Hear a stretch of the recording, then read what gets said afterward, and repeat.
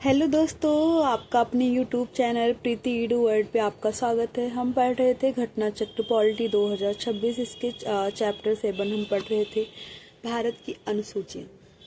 आज हमारा भारत की अनुसूचियाँ हम पढ़ रहे थे, जिसका आज पार्ट 2 हम स्टार्ट करेंगे। हमारा 22 क्वेश्चंस नंबर हो गया था। भारतीय संविधान की 6ठी अनुसूची के प्रावधान निम्न में से किस राज्य में लागू हुए हैं? ये होगा हमारा त्रिपुरा, क्योंकि असम, मेघालय, त्रिपुरा, मिजोरम में है, जो कि ऑप्शन सिर्फ ए में है। आज हम स्टार्ट करेंगे क्वेश्चन नंबर 23। क्वेश्चन नंबर 23 हमारा है, अनुसूचित क्षेत्रों के संदर्भ में निम्नलिखित कथनों पर विचार कीजिए। भारत का राष्ट्रपति अनुसूचित क्षेत्रों को अधिसूचित करता है। ये ऑप्शन सही है, क्योंकि भारत का राष्ट्रपति ही है जो अनुसूचित क्षेत्रों को अधिसूचित करता है। सेकंड हमारा है, अनुसूचित क्षेत्रों वाले राज्यों को जनजातीय सलाहकार परिषद का गठन करना होता है। अनुसूचित क्षेत्रों वाले राज्यों को जनजातीय सलाहकार परिषद का गठन करना होता है। सेकंड ऑप्शन भी हमारा सही है, तो इसलिए ना तो फर्स्ट ऑप्शन ए है, ना तो फर्स्ट, ना ही सेकंड। ऑप्शन बी है केवल 2, ऑप्शन सी है 1 और 2 दोनों, ऑप्शन डी है केवल 1, तो इसलिए ऑप्शन हमारा सी होगा, 1 और 2 दोनों सही है। भारतीय संविधान की 5वीं अनुसूची के भाग ग में प्रावधान है कि राष्ट्रपति अनुसूचित क्षेत्रों को अधिसूचित करता है। भारतीय संविधान की 5वीं अनुसूची के भाग ग में प्रावधान है कि राष्ट्रपति अनुसूचित क्षेत्रों को अधिसूचित करता है। साथ ही राष्ट्रपति किसी अनुसूचित क्षेत्र का दर्जा समाप्त भी कर सकता है। उल्लेखनीय है कि इसी अनुसूची के भाग ख के तहत अनुसूचित क्षेत्रों वाले राज्यों को जनजातीय सलाहकार परिषद का गठन करना होता है। भाग ख के तहत कहा गया है कि अनुसूचित क्षेत्रों वाले राज्यों को जनजातीय सलाहकार परिषद का गठन करना होता है। इस प्रकार प्रश्नगत दोनों कथन सत्य हैं। क्वेश्चन नंबर 24 हमारा है, भारत में अनुसूचित क्षेत्र के संदर्भ में निम्नलिखित कथनों पर विचार कीजिए। किसी राज्य के भीतर किसी क्षेत्र के अनुसूचित क्षेत्र के रूप में अधिसूचना राष्ट्रपति के एक आदेश के माध्यम से होती है। ये गलत है। किसी राज्य के भीतर किसी क्षेत्र की अनुसूचित क्षेत्र के रूप में अधिसूचना राष्ट्रपति के एक आदेश के माध्यम से होती है। ये ऑप्शन गलत है हमारा। अनुसूचित क्षेत्र के रूप में बनने वाली सबसे बड़ी प्रशासकीय इकाई जिला होती है और सबसे छोटी इकाई ब्लॉक में गांव में का समूह होता है। ये ऑप्शन हमारा सही है। अनुसूचित क्षेत्र के रूप में बनने वाली सबसे बड़ी प्रशासकीय इकाई जिला होती है और सबसे छोटी इकाई ब्लॉक गांव में होती है। गांव का समूह होता है ब्लॉक। थर्ड है, संबंधित राज्यों के मुख्यमंत्रियों से अपेक्षित है कि वे राज्यों के अनुसूचित क्षेत्रों के प्रशासन के विषय में केंद्रीय गृह मंत्रालय को वार्षिक प्रतिवेदन दें। इसका ऑप्शन हमारा 2 सही है। ऑप्शन थर्ड भी हमारा इसमें गलत है। इसका हम देखेंगे, भारतीय संविधान की 5वीं अनुसूची के भाग ग पैरा 6 के अंतर्गत अनुसूचित क्षेत्र से प्रावधान किया गया है कि इस भाग के अनुसार अनुसूचित क्षेत्र से तात्पर्य ऐसे क्षेत्र से हैं जिन्हें राष्ट्रपति आदेश द्वारा अनुसूचित क्षेत्र घोषित करे। अतः कथन 1 सत्य है। अनुसूचित क्षेत्रों के रूप में बनने वाली सबसे बड़ी प्रशासकीय इकाई जिला होती है और सबसे बड़ी प्रशासकीय इकाई जिला होती है और सबसे छोटी इकाई ब्लॉक में गांवों का समूह होता है। इसलिए ऑप्शन सेकंड हमारा, ये ऑप्शन फर्स्ट भी सही है और सेकंड भी सही है।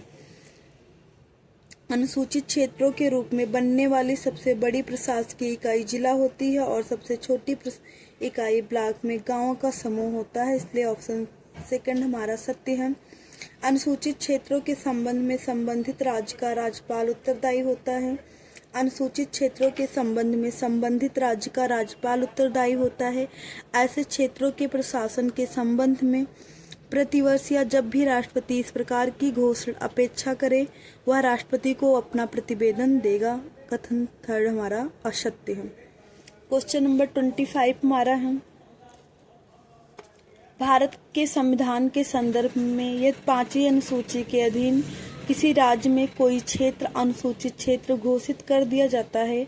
भारत के संविधान के संदर्भ में यदि 5वीं अनुसूची के अधीन किसी राज्य में कोई क्षेत्र अनुसूचित क्षेत्र घोषित कर दिया जाता है तो ऐसे क्षेत्रों में राज्य सरकार अपनी कार्यपालिका शक्ति खो देती है और एक स्थानीय निकाय पूर्ण प्रशासन ग्रहण कर लेता है। एक है फर्स्ट हमारा, सेकंड हमारा है संघ की सरकार कतिपय परिस्थितियों में राज्यपाल की सिफारिश पर ऐसे क्षेत्रों के पूर्ण प्रशासन को अपने हाथ में ले सकती है। ऑप्शन है ए का केवल फर्स्ट, बी है केवल सेकंड, सी है फर्स्ट और सेकंड दोनों, डी है ना तो फर्स्ट और ना ही सेकंड। ऑप्शन डी है भारतीय संविधान की 5वीं अनुसूची के पैरा 2 के अनुसार राज्य की कार्यपालिका शक्ति इस अनुसूची के प्रावधानों के अधीन अनुसूचित क्षेत्रों तक भी विस्तृत रहती है। किसी क्षेत्र को 5वीं अनुसूची के तहत अनुसूचित क्षेत्र घोषित कर देने से राज्य सरकार अपनी कार्यपालिका शक्ति नहीं खोती है, वह वहाँ भी कार्यपालिका के रूप में बनी रहती है। 5वीं अनुसूची के पैरा 3 के अनुसार अनुसूचित क्षेत्रों वाले प्रत्येक राज्य का राज्यपाल प्रतिवर्ष या जब भी राष्ट्रपति इस प्रकार अपेक्षा करे उस राज्य के अनुसूचित क्षेत्रों के प्रशासन के संबंध में राष्ट्रपति को प्रतिवेदन देगा और संघ की कार्यपालिका शक्ति का विस्तार राज्य को उक्त क्षेत्रों के प्रशासन के बारे में निर्देश देने तक होगा। ना तो 5वीं अनुसूची और ना ही अनुच्छेद 339 अनुसूचित क्षेत्रों के प्रशासन और अनुसूचित जनजातियों के कल्याण के बारे में संघ का नियंत्रण में कहीं ऐसा प्रावधान है कि राज्यपाल की सिफारिश पर संघ की सरकार कतिपय परिस्थितियों में अनुसूचित क्षेत्रों का संपूर्ण प्रशासन अपने हाथ में ले सकती है। अतः कथन सेकंड भी गलत है। क्वेश्चन नंबर 26 हमारा है, स्वायत्त जिला के संदर्भ में कौन सा या कौन से सही हैं? प्रत्येक स्वायत्त जिला परिषद में 30 सदस्य होते हैं, सही है। स्वायत्त जिला परिषद के 24 सदस्य मतदान के द्वारा चुने जाते हैं और तथा शेष 6 राज्यपाल द्वारा मनोनीत होते हैं, ये गलत है। असम के स्वायत्त जिलों में भारतीय संसद द्वारा पारित कानूनों को निर्देशित करने का अधिकार राज्यपाल के पास है। असम के स्वायत्त जिलों में भारतीय संसद द्वारा पारित कानूनों को निर्देशित करने का अधिकार राज्यपाल के पास है, ये सही है। तो इसलिए ऑप्शन हमारा बी होगा, फर्स्ट और थर्ड सही है। भारत संविधान की 6ठी अनुसूची अनुच्छेद 244(2) के तहत भारत संविधान की 6ठी अनुसूची अनुच्छेद 244(2) के तहत 4 पूर्वोत्तर राज्यों असम, मेघालय, त्रिपुरा और मिजोरम के जनजातीय क्षेत्रों के प्रशासन से संबंधित है। इस अनुसूची के पैरा फर्स्ट के तहत इन राज्यों के जनजातीय क्षेत्रों के लिए स्वायत्त स्वशासी जिलों का प्रावधान किया गया है। राज्यपाल को स्वायत्त जिलों को व्यवस्थित और पुनर्गठित करने का अधिकार है। पैरा 2 के प्रावधानों के अनुसार प्रत्येक स्वायत्त जिले के लिए एक जिला परिषद होगी जो 30 से अनधिक सदस्यों से मिलकर बनेगी।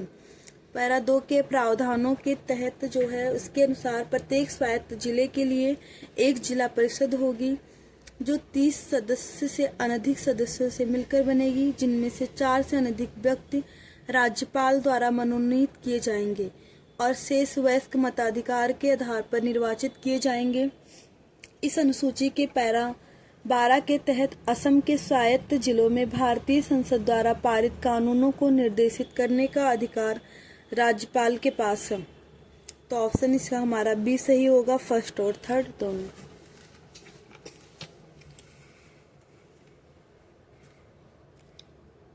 क्वेश्चन नंबर 27 हमारा है, भारतीय संविधान के निम्नलिखित में से कौन से प्रावधान शिक्षा पर प्रभाव डालते हैं? राज्य के नीति निर्देशक तत्व शिक्षा पे प्रावधान डालते हैं कि इसमें अनुच्छेद जो है 45 हमारा है वो शिक्षा को लेकर कहा गया है। ग्रामीण और शहरी स्थानीय निकाय, ये भी हमारा सही है। 5वीं अनुसूची ये भी सही है। 6ठी अनुसूची ये भी सही है। 7वीं अनुसूची ये भी सही है क्योंकि 7वीं अनुसूची में सूचियों के बारे में कहा गया है जो कि समवर्ती सूची में शिक्षा को दिया गया है। इसलिए इसका ऑप्शन डी होगा।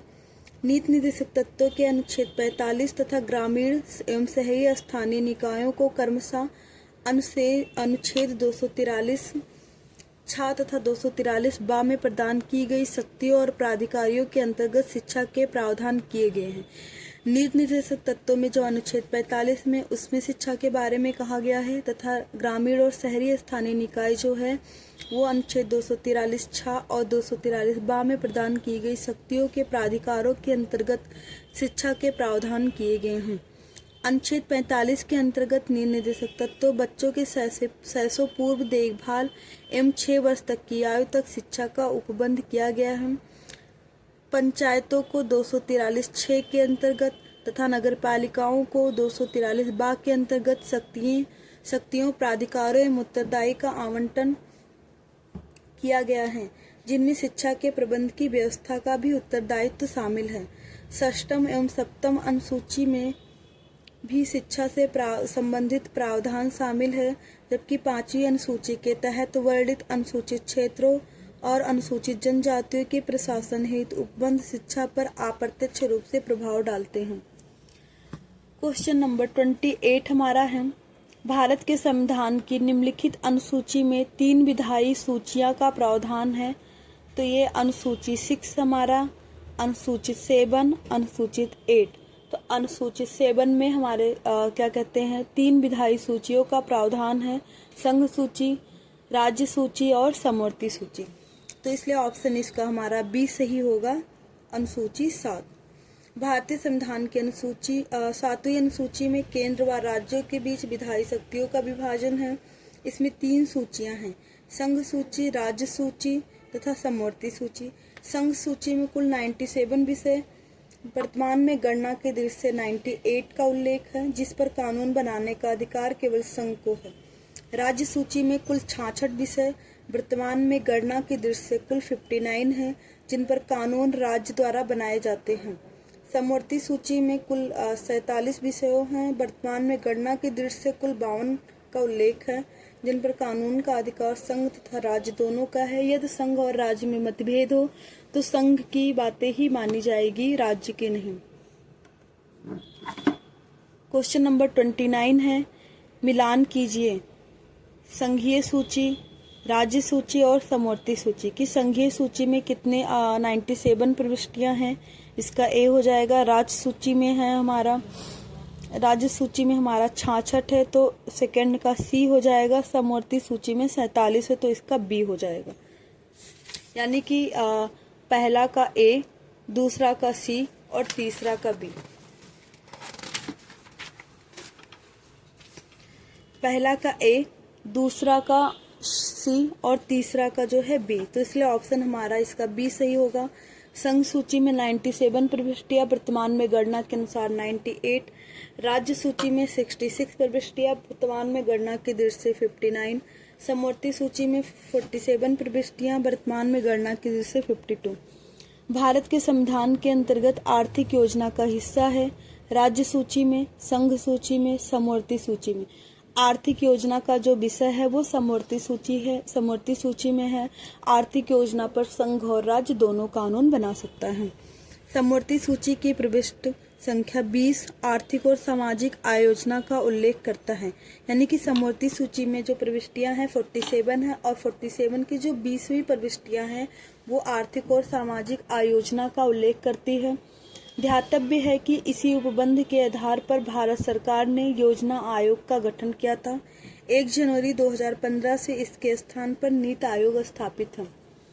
क्वेश्चन नंबर हमारा है 31, आर्थिक नियोजन भारतीय संविधान की किस सूची में सम्मिलित है। अभी हमने 30 क्वेश्चन में पढ़ा है कि ये समवर्ती सूची में है, तो इसका ऑप्शन हमारा सी होगा, समवर्ती सूची में।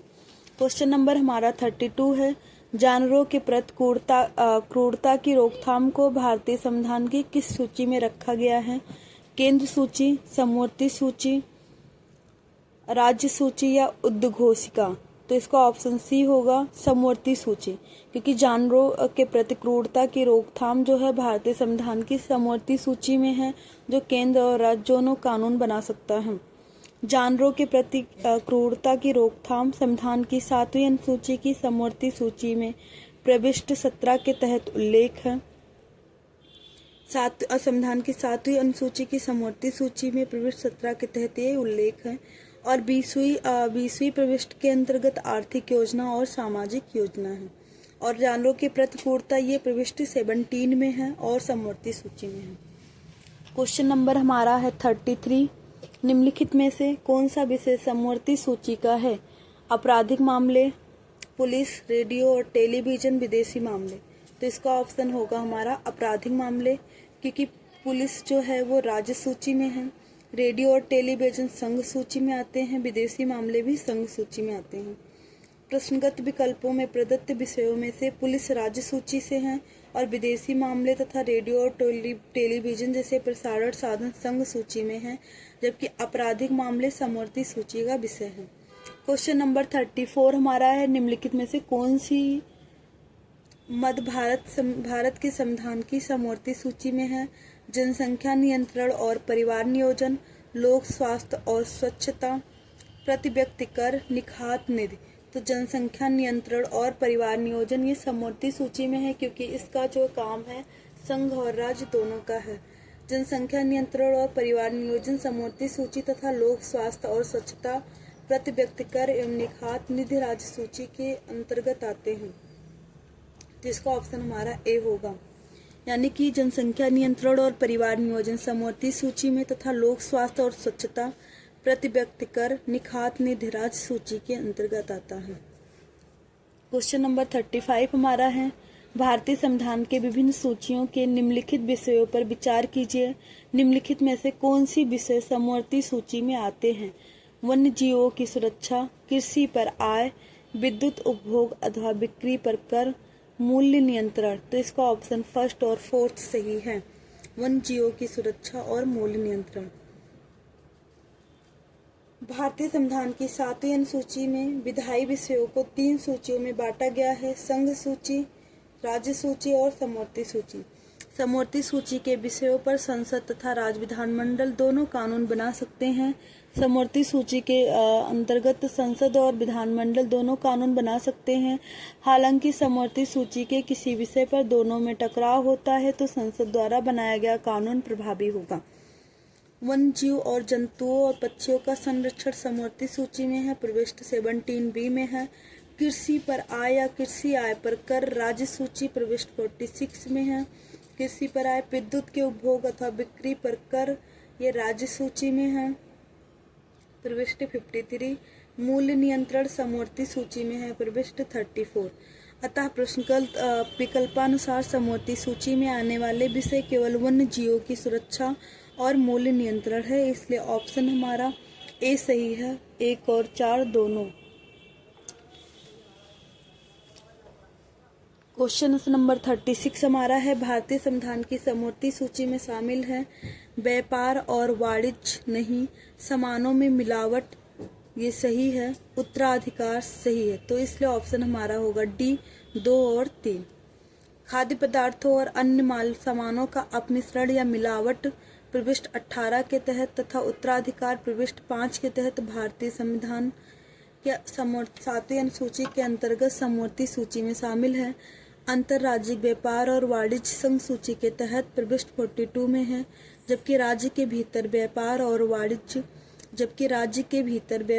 वाणिज्य राज्य सूची के तहत प्रविष्ट 26 में है। समवर्ती सूची की प्रविष्ट 33 के तहत संसदीय विधि द्वारा लोकहित में समीचीन घोषित संघ के नियंत्रण वाले किसी उद्योगों के उत्पादों का और उसी प्रकार के आयात किए गए माल को ऐसे उत्पादों के रूप में खाल, तिलहन और तेल सहित खाद्य पदार्थों का खाली और अन्य क्षारकृत चारे सहित पशुओं के चारे की ओटी हुई, बिना ओटी हुई कच्ची कपास और बिनौले का और कच्चे जूट का व्यापार और वाणिज्य शामिल है। इस प्रकार उपयुक्त कतिपय वस्तुओं का व्यापार और वाणिज्य भी समवर्ती सूची में शामिल है।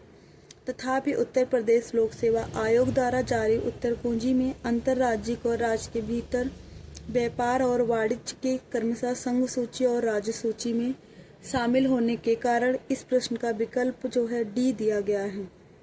क्वेश्चन नंबर 37 हमारा है, निम्नलिखित में से कौन सा सही सुमेलित नहीं है? सार्वजनिक स्वास्थ्य एवं स्वच्छता राज्य सूची में, जनगणना संघ सूची में सही है। राज्यसभा में सीटों का बंटवारा द्वितीय अनुसूची गलत है। ये राज्यसभा में सीटों का बंटवारा चौथी अनुसूची में है, इसलिए ऑप्शन इसका सी ही सही होगा। दल बदल विरोध 10वीं अनुसूची में सही है। सार्वजनिक स्वास्थ्य एवं स्वच्छता 7वीं अनुसूची में, राज्य सूची में प्रविष्ट 6 में है। जनगणना 7वीं अनुसूची में, संघ सूची में प्रविष्ट 69। राज्यसभा में सीटों का बंटवारा चौथी अनुसूची, दल बदल विरोध 10वीं अनुसूची। क्वेश्चन नंबर 38 हमारा है, निम्नलिखित में से कौन सा विषय समवर्ती सूची में है? कृषि, शिक्षा, रक्षा, पुलिस। तो ये हमारा होगा शिक्षा, क्योंकि कृषि पुलिस जो है ये हमारा राज्य सूची में है। भारतीय संविधान में संघीय ढांचे को मजबूत प्रदान करने के लिए विषयों का केंद्र और राज्य के मध्य विभाजन किया गया है। इन्हें महत्व के आधार पर संघ सूची, राज्य सूची और समवर्ती सूची, संघ सूची, राज्य सूची और समवर्ती सूची में विभाजित किया गया है। प्रश्नगत विकल्पों में शिक्षा प्रारंभ में राज्य सूची में शामिल थी, किंतु संघ एवं राज्य दोनों के लिए इसके समान महत्व को देखते हुए संविधान के 42वें संविधान संशोधन अधिनियम 1976 की धारा 57 द्वारा इसे समवर्ती सूची में डाल दिया गया। शिक्षा, कृषि और पुलिस राज्य सूची के तहत हैं, जबकि रक्षा जो है संघ सूची के विषयों में शामिल है। यानी कि कृषि और जो है क्या कहते हैं पुलिस जो है राज्य सूची में है, शिक्षा समवर्ती सूची में आ गया है और रक्षा संघ सूची में। क्वेश्चन नंबर 39 हमारा है, शिक्षा जो प्रारंभ में राज्य सूची का विषय था उसे समवर्ती सूची में स्थानांतरित किया गया है।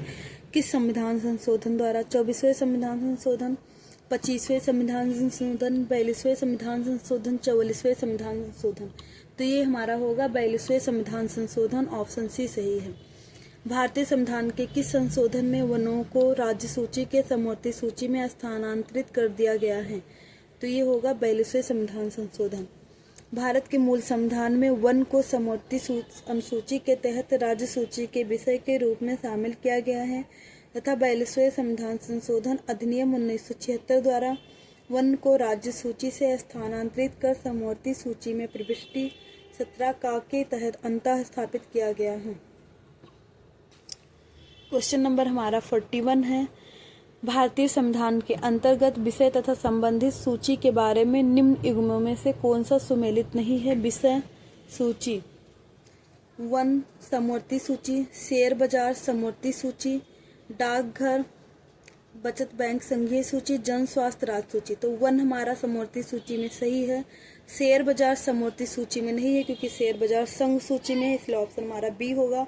डाकघर, बचत बैंक संघीय सूची सही है। जन स्वास्थ्य राज्य सूची सही है। भारतीय संविधान में अनुच्छेद 245 से 255 के अधीन केंद्र और राज्यों के बीच विधायी शक्तियों को विभाजन किया गया है तथा इस संदर्भ में 7वीं अनुसूची में संघ सूची, राज्य सूची तथा समवर्ती सूची का प्रावधान है। इसमें वन समवर्ती सूची में, जन स्वास्थ्य राज्य सूची में तथा शेयर बाजार एवं डाकघर बचत बैंक संघीय सूची में आता है। क्वेश्चन नंबर हमारा 42 है, केंद्र सूची फर्स्ट और सूची सेकंड दिया गया है, दोनों को मिलाना है। केंद्र सूची में क्या है? पुलिस और सार्वजनिक व्यवस्था, ये तो राज्य सूची में आता है, तो बी का हमारा फर्स्ट होगा। तो इसमें देखेंगे बी का फर्स्ट ऑप्शन ए में भी है और ऑप्शन डी में भी है, तो इसलिए हम और देखेंगे। अंतरिक्ष अनुसंधान हमारा जो है वो अवशिष्ट विषय है। अंतरिक्ष अनुसंधान जो हमारा है वो अवशिष्ट विषय है, तो डी का हमारा 2 होगा। जनगणना ये केंद्र सूची का है, यानी कि ए का थर्ड होगा, ए का थर्ड और बी का फर्स्ट, केवल ऑप्शन ए में है, तो इसलिए ऑप्शन हमारा ए सही होगा। केंद्र सूची, जनगणना, राज्य सूची, पुलिस और सार्वजनिक व्यवस्था, समवर्ती सूची, जनसंख्या नियंत्रण और परिवार नियोजन, अवशिष्ट विषय, अंतरिक्ष अनुसंधान। क्वेश्चन नंबर 43 हमारा है, भारतीय संविधान की 7वीं अनुसूची के अंतर्गत संघ सूची में निम्नलिखित में से किसका उल्लेख नहीं है? बैंकिंग, जनगणना, बीमा, गैस। बैंकिंग भी संघ सूची में है, बीमा भी संघ सूची में है, जनगणना भी संघ सूची में है, बल्कि गैस जो है संघ सूची में नहीं है, यह राज्य सूची में है, तो इसलिए ऑप्शन इसका डी होगा। विकल्पों में दिए गए विषय में से बैंकिंग, बीमा एवं जनगणना संघ सूची में तथा गैस राज्य सूची में सम्मिलित विषय है। उल्लेखनीय है कि गैस और गैस संक्रमण तथा प्राकृतिक गैस में विक्रय पर कर राज्य सूची में शामिल है, जबकि भारत में विनिर्मित या उत्पादित प्राकृतिक गैस पर उत्पादक शुल्क जो है संघ सूची का विषय है। क्वेश्चन नंबर 44 हमारा है, निम्नलिखित में से कौन सा विषय भारतीय संविधान की संघ सूची से संबंधित है? रक्षा, रेलवे, भारतीय संविधान की संघ सूची से संबंधित नहीं है। रक्षा संघ सूची से है, वैदेशिक मामले भी संघ सूची से है, रेलवे भी संघ सूची से है, बल्कि कृषि जो है वो राज्य सूची से है। रक्षा, वैदेशिक मामले और रेलवे भारतीय संविधान के तहत संघ सूची के विषय हैं, जबकि कृषि जो है वो राज्य सूची के विषय है। क्वेश्चन नंबर 45 हमारा है, भारतीय संविधान की 7वीं अनुसूची के अंतर्गत राज्य सूची में निम्न में से किसका उल्लेख है? शिक्षा, विद्युत, रेलवे, पुलिस, वन। राज्य सूची में सिर्फ रेलवे पुलिस है, क्योंकि शिक्षा समवर्ती सूची में है। विद्युत जो है संघ सूची में है, और जो है वन जो है वो समवर्ती सूची में है।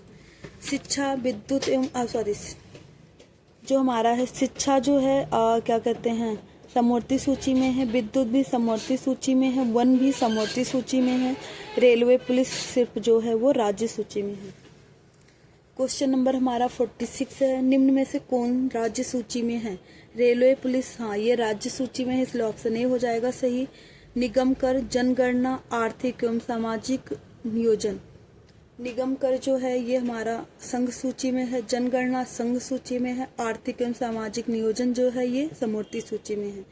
निगम कर और जनगणना संघ सूची में है, रेलवे पुलिस राज्य सूची में तथा आर्थिक एवं सामाजिक नियोजन समवर्ती सूची में है। पंचायती राज्य विषय निम्नलिखित में से किस सूची में सम्मिलित है? संघ सूची, राज्य सूची, समवर्ती सूची, अवशिष्ट सूची। तो ये होगा राज्य सूची में, जो है पंचायती राज्य राज्य सूची में है। भारतीय संविधान की 7वीं अनुसूची के अंतर्गत राज्य सूची की प्रविष्ट 5 के तहत स्थानीय शासन राज्य सूची का विषय है, तो इसलिए ऑप्शन इसका हमारा बी होगा। क्वेश्चन नंबर 48 हमारा है, निम्नलिखित में से कौन सा विषय भारतीय संविधान की 7वीं अनुसूची की सूची 3rd समवर्ती सूची में शामिल है? दंड प्रक्रिया, पुलिस, लोक व्यवस्था, कारागार। तो ऑप्शन हमारा ए होगा दंड प्रक्रिया। संविधान की 7वीं अनुसूची के तहत सूची 3rd समवर्ती सूची में दंड प्रक्रिया प्रविष्ट के तहत सम्मिलित है, जबकि पुलिस, रेलवे पुलिस और ग्राम पुलिस सहित कारागार एवं लोक व्यवस्था राज्य सूची में शामिल है। क्वेश्चन नंबर 49 हमारा है, विवाह विच्छेद और गोद लेना संविधान की 7वीं सूची में निम्नलिखित के अंतर्गत सम्मिलित किए गए हैं? सूची 1 केंद्र सूची, सूची 2 राज्य सूची, सूची 3 समवर्ती सूची, और ऑप्शन डी है तीनों में से किसी भी सूची में नहीं। तो इसका ऑप्शन सी होगा, क्योंकि ये समवर्ती सूची में है। विवाह विच्छेद और गोद लेना संविधान की 7वीं अनुसूची के तहत विवाह विच्छेद और गोद लेना संविधान की 7वीं अनुसूची के तहत सूची 3rd समवर्ती सूची प्रविष्ट 5 के अंतर्गत सम्मिलित किए गए हैं। क्वेश्चन नंबर 50 हमारा है, भारतीय संविधान की 7वीं अनुसूची की किस सूची एवं प्रविष्ट का संबंध राज्य के विधानमंडल के निर्वाचन से है? सूची 1 प्रविष्ट 72, सूची 2 प्रविष्ट 27, सूची 2 प्रविष्ट 37, सूची 3 प्रविष्ट 32। इसका ऑप्शन ए और सी दोनों दिया हुआ है।